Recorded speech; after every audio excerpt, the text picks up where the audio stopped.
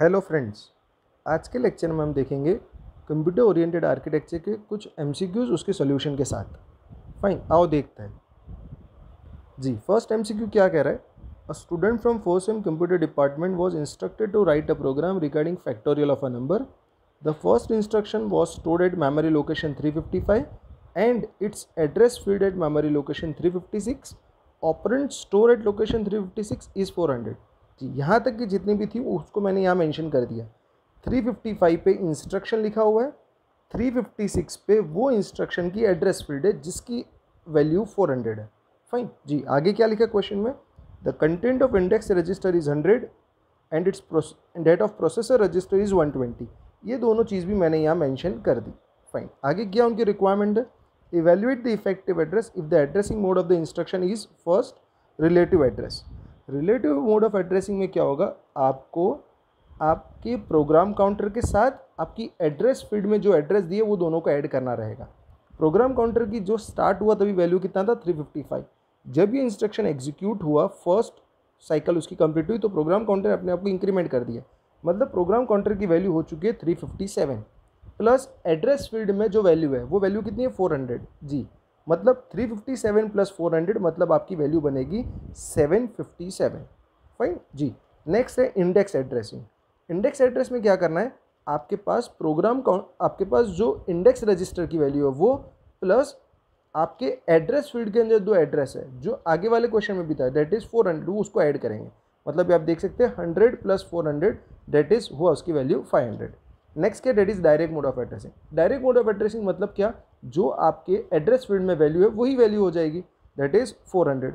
और register indirect. Register indirect का मतलब क्या हुआ? जो प्रोसेसर रजिस्टर के पास जो वैल्यू है वही वैल्यू आपकी रजिस्टर इनडायरेक्ट की हो जाएगी, इफेक्टिव एड्रेस. मतलब उसकी वैल्यू कितना हो जाएगा? 120. मतलब आपके यहाँ सोल्यूशन क्या बनेगा? 757, 500, 400 एंड 120, जो मैंने यहाँ पे रेड एंड सर्कल करके बताया हुआ. आई होप सो ये एमसीक्यू आपको अच्छी तरह पता चला. अब हम नेक्स्ट एमसीक्यू में जाते हैं. नेक्स्ट एमसीक्यू क्या कह रहा है? As a practical assignment student have implemented a general purpose register organization with 14 register with 32 bits in each. कितने रजिस्टर यूज कर रहे हैं? 14 register. And ALU having 54 different instruction and a destination decoder. मतलब यहाँ आपके पास कितना हो? 14 रजिस्टर और डिकोडर. आप जानते हो जनरल पर्पस रजिस्टर में 14 रजिस्टर की हर रजिस्टर में से एक वैल्यू मक्स A और मक्स B में जाती. मतलब ये 14 लाइन मक्स A में जाएगी, 14 लाइन मक्स B में जाएगी. मतलब मक्स A के अंदर आप किसी भी रजिस्टर को सिलेक्ट करना है तो मिनिमम आपके पास कितनी सिलेक्शन लाइन की ज़रूरत रहेगी? 4. इसलिए आप देख सकते हो सिलेक्शन लाइन मक्स A में कितनी? 4. मक्स B में कितनी? 4. मक्स D मतलब जो डिकोडर का है उसके अंदर कितना मिलेगा? That is 4. मतलब आपके पास ये 4 लाइन, ये 4 लाइन्स की 3 सेगमेंट्स हो गए. और कितने इंस्ट्रक्शन बोल रहे? 54 डिफरेंट इंस्ट्रक्शंस. 54 इंस्ट्रक्शन को देखने जाए तो 2 टू द पावर ऑफ 6 करूँगा तो मुझे 64 डिफरेंट वैराइटीज़ मिल सकती है. मतलब उसके अंदर वो 54 आ जाएगा. मतलब मुझे 6 डिफरेंट वैल्यूज़ जनरेट करनी रहेगी, 6 डिफरेंट इनपुट्स रखने पड़ेंगे. मतलब मेरा कितना बिट का ऑपकोड होगा वहाँ पर? दैट इज़ 6 बिट का. मतलब आपका टोटल कंट्रोल ओवर कितना हो जाएगा? फॉरवर्ड मक्स A का, 4 बिट्स मक्स B का, 4 बिट सिलेक्शन लाइन D का और 6 बिट किसका? आपका दैट इज़ ऑपरेशन कोड का. मतलब आप ये ऐड करेंगे कितना बनेगा? That is 4 + 4 + 4 + 6 that is 18. आप देख सकते हो मैंने वहाँ पे 18 हाईलाइट किया हुआ है. Is it clear? अब यहाँ 54 डिफरेंट इंस्ट्रक्शन की जगह 64 भी दिया होता तो फिर भी यही आंसर रहता. Is it clear? बट 64 से बढ़ता तो फिर वैल्यू चेंज हो जाती. फाइन जी, आते हैं हम नेक्स्ट में. Pankaj have wrote a subroutine instruction at memory location 887 followed by the address field of 6720 at memory location 888. जी, 887 पे आपका सबरूटीन लिखा हुआ है और वो सबरूटीन का जो एड्रेस है वो एड्रेस है 6720 और कहाँ लिखा हुआ है? वो मेमोरी लोकेशन 4x8 पे लिखा हुआ है. जी, value of SP that stack pointer is 4x2 and the content is 4x3. जी, स्टैक पॉइंटर की वैल्यू कितना है? दैट इज 4x2 और कंटेंट वो स्टैक पॉइंटर पे वो वैल्यू कितना है आपके पास? That is 4x3. जी, क्या क्वेश्चन कह रहे हैं? Show the content of program counter, stack pointer and top of the stack before and after the call instruction is executed. जी, कॉल एग्जीक्यूट किया, रिटर्न एग्जीक्यूट नहीं किया अभी तक, कॉल एग्जीक्यूशन तक की. मतलब बिफोर में क्या हो जाएगा? प्रोग्राम काउंटर की वैल्यू कितनी थी? 888 जी, स्टैक पॉइंटर 4 टाइम्स 2 और top of the stack that is 4 times 3 जी। जब ये इंस्ट्रक्शन एग्जीक्यूट होगा तो क्या हो जाएगा, स्टैक पॉइंटर अपने आप को एक वैल्यू रिड्यूस कर देगा, मतलब 4 टाइम्स 2 से हो जाएगा 22221 फाइन।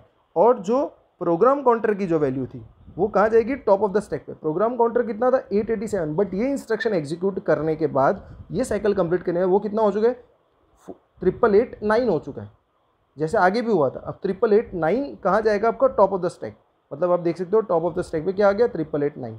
और जो आपका ये वैल्यू एड्रेस था, ये एड्रेस किसका हो जाएगा, डेट इज प्रोग्राम काउंटर का हो जाएगा, बिकॉज वो लोकेशन पे आपको जंप करना है। मतलब आप इफेक्टिव एड्रेस की वैल्यू कितनी होगी, that is 6720। Is it clear, fine.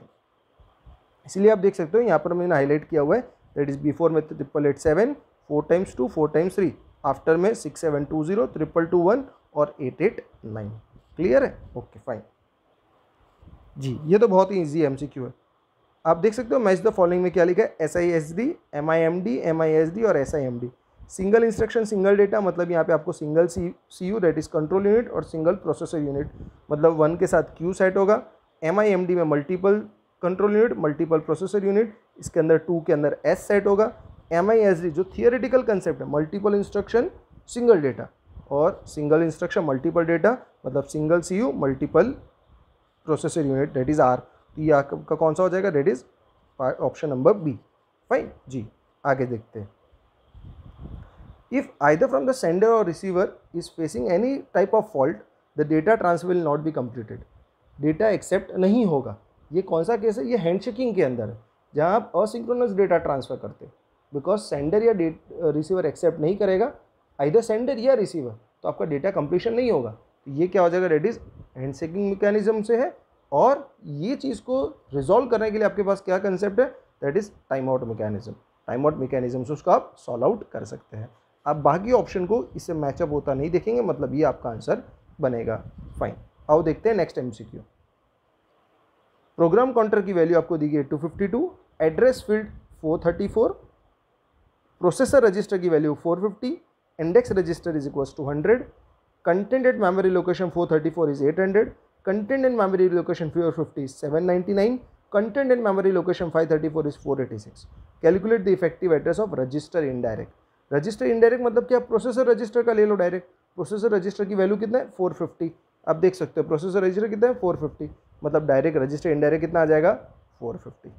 Auto increment मतलब जो रजिस्टर की वैल्यू है वही ले लेना है और वो एक्सेस करने के बाद उसको इंक्रीमेंट करेंगे, मतलब अभी फिलहाल वैल्यू क्या हो जाएगी, दैट इज 450 ही रहेगी।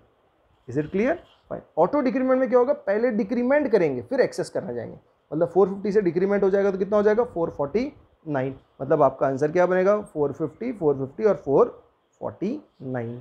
Is it clear, okay fine जी। Again in simple MCQ, map the following, electromagnetic and electromechanical and electromagnetic, तो सामने आएगा electronics, fine.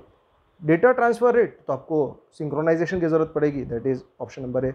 Decoding the address receive from the processor, ये आपका काम कौन करेगा, interface. Interface register is a part of the memory, ये किसका कंसेप्ट है, मेमोरी मैप्ड IO का, फाइन। और इनपुट आउटपुट एड्रेस, तो उसको क्या ट्रीट किया जाएगा, पोर्ट्स, ये आपका हो जाएगा, that is option number D. Clear है, ओके। आओ देखते हैं नेक्स्ट MCQ। ये बहुत important MCQ। If a processor goes on with 4 segment pipeline architecture, 4 segment मतलब आपका प्रोसेस कंप्लीट होने के लिए उसको 4 सेगमेंट फिर कंप्लीट करना रहेगा। Do the following instruction will counter any type of conflict while execution, if yes then during which clock cycle. अब देख सकते हो क्या लिखा है, R1 की वैल्यू M ऑफ एड्रेस 1 में जा रही है, मतलब ये हो रहा है डेट इज स्टोर, मतलब रजिस्टर की वैल्यू मेमोरी लोकेशन पे स्टोर कर। और सेकंड क्या बोल रहे हैं, M ऑफ एड्रेस 2, मतलब मेमोरी लोकेशन से रजिस्टर में स्टोर कर, बट दोनों रजिस्टर डिफरेंट है। मतलब पहली साइकिल जब कंप्लीट होगी तो क्या होगा, दैट इज फैच इंस्ट्रक्शन सिर्फ, फाइन। फिर उसके बाद क्या होगा, जो फर्स्ट इंस्ट्रक्शन था उसका डिकोड द एड्रेस और सेकेंड वाले का फैच द इंस्ट्रक्शन, ओके। फिर थर्ड सेगमेंट में क्या होगा, that is fetch the operand, किसका, फर्स्ट आपका इंस्ट्रक्शन का, और decode the address second instruction का जी। फोर्थ सेगमेंट में, फोर्थ साइकिल में क्या होगा, फैच द ऑपरेंड, किसका फैच द ऑपरेंड, इंस्ट्रक्शन 2 का, और एग्जीक्यूट द इंस्ट्रक्शन किसका, दैट इज इंस्ट्रक्शन 1 का। अब यहाँ ध्यान देना आपको, इंस्ट्रक्शन 1 के अंदर आपका एग्जीक्यूशन हो रहा है, मतलब अभी क्या कर रहा है वो मेमोरी में डेटा स्टोर कर रहा है रजिस्टर से, और वही टाइम पे मैं क्या कर रहा हूँ, फेच द ऑपरेंड। ऑपरेंड कहाँ से फेच कर रहा हूँ, इंस्ट्रक्शन 2 में मेमोरी से। अब यहाँ देखने जाए तो दोनों इंस्ट्रक्शन ये स्पेसिफिक टाइम पे मेमोरी को एक्सेस करने की कोशिश कर रहे हैं, मतलब जब मेमोरी को एक्सेस करने की कोशिश करेंगे तो इसको क्या बोला जाएगा, दैट इज रिसोर्स कॉन्फ्लिक्ट। और रिसोर्स कॉन्फ्लिक्ट कौन सी साइकिल पर आता है, that is cycle number 4। Is it clear? Fine जी, इसीलिए आप देख सकते हो resource conflict and clock cycle number 4। Okay fine.